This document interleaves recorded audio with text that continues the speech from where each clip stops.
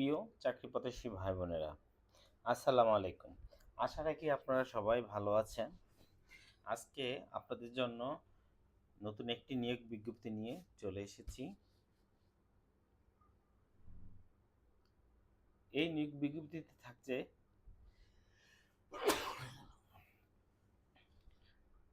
পদের নাম, পদের সংখ্যা, কত বেতন, কততম বেতনের গ্রেড, শিক্ষাগত যোগ্যতা, কত তারিখে আবেদন শুরু, শেষ সময়, এখানে বিস্তারিত আলোচনা আছে। আরও একটু বিষয় আপনাদেরকে উল্লেখ করে দিচ্ছি, আপনারা কিভাবে আবেদন করবেন এবং পরীক্ষা কি লিখিত আকারে হবে না মৌখিক এমসিকিউ হবে, সব বিষয়ে বিস্তারিত আলোচনা এখানে আছে। বিস্তারিত আলোচনা যাওয়ার আগে আপনাদেরকে ছোট্ট একটা রিকোয়েস্ট, যারা এখনও আমার চ্যানেলটি সাবস্ক্রাইব করেন নাই আপনারা দ্রুত সাবস্ক্রাইব করে রাখুন, আর যারা সাবস্ক্রাইব করে রেখেছেন তাদেরকে অসংখ্য ধন্যবাদ। এখন বিস্তারিত আলোচনার মধ্যে চলে যাচ্ছি। জেলা পরিষদ কার্যালয়, মৌলভীবাজারে। স্থানীয় সরকার পল্লী উন্নয়ন সমবায় মন্ত্রণালয়, স্থানীয় সরকার বিভাগ, জেলা পরিষদ শাখা, বাংলাদেশ সচিবালয়, ঢাকা এর ১ নম্বর এর মৌলভীবাজার জেলা পরিষদ হিসাব রক্ষক সার্ভেয়ারের শূন্য পদে জন্য আপনাদের ২ পদের জন্য ২ জন লোক নিয়োগ দেওয়া হবে। পদের সংখ্যা আমি উল্লেখ করে দিচ্ছি আপনাদেরকে। হিসাব রক্ষক পদের সংখ্যা একটি, গ্রেড হলো ১১ গ্রেডের, এটা ১১,০০০ থেকে আপনার ২৬,৫৯০। এখানে শিক্ষাগত যোগ্যতা চেয়েছে কোনো স্বীকৃত বিশ্ববিদ্যালয় অর্থাৎ বাণিজ্য বিভাগে ন্যূনতম ২য় শ্রেণীতে স্নাতক বা সমমানের ডিগ্রি।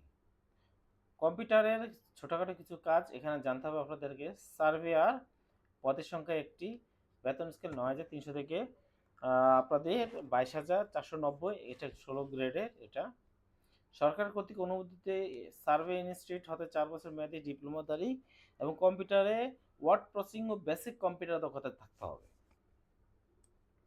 কিছু শর্তাবলী এখানে উল্লেখ করে দেওয়া আছে, আপনাদেরকে আমি যদি একটু বিস্তারিতভাবে বলে দিই। আপনারা অবশ্যই বাংলাদেশের নাগরিক হতে হবে, স্থায়ী নাগরিক হতে হবে, এবং খামের উপর মোটা অক্ষরে পদের নাম, বাম পাশে আবেদনকারী পূর্ণ নাম, ঠিকানা স্পষ্ট আকারে লিখতে হবে।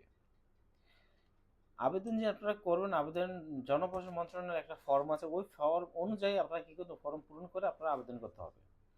এবং যেমন এই যে দেখেন www.from.gov.bd-তে কী করতে হবে, ওয়েবসাইটে জেলা পরিষদ মৌলভীবাজারে জেলা পরিষদ ডিজিটাল সেন্টার হতে সংগ্রহ করা যাবে, সহজে বলে দিয়েছে।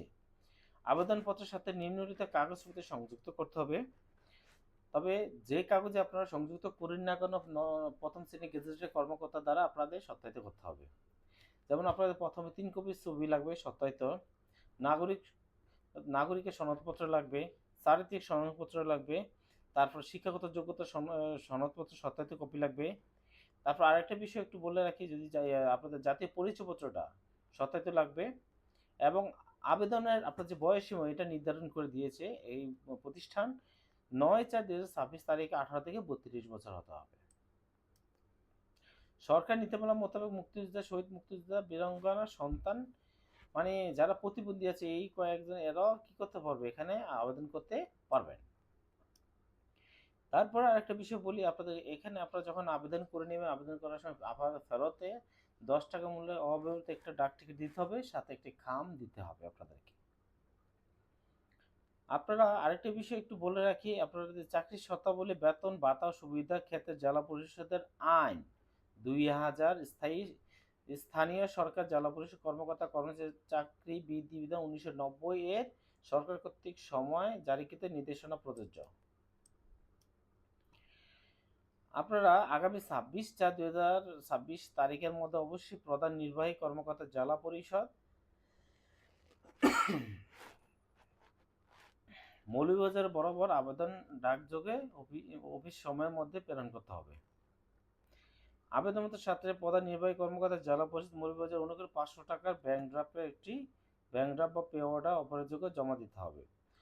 অসম্পূর্ণ, ত্রুটি, বিলম্ব বা আবেদন বলে বাতিল বলে গণ্য হবে। তারপর আরেকটা বিষয়, চাকরির প্রার্থীদের যথাযথ কর্তৃপক্ষের মাধ্যমে নির্ধারিত সময়ের মধ্যে বিধি মোতাবেক আবেদন করতে হবে। আবেদনপত্রের কোনো অগ্রিম কপি গ্রহণযোগ্য হবে না। প্রিয় চাকরি প্রত্যাশী ভাই বোনেরা,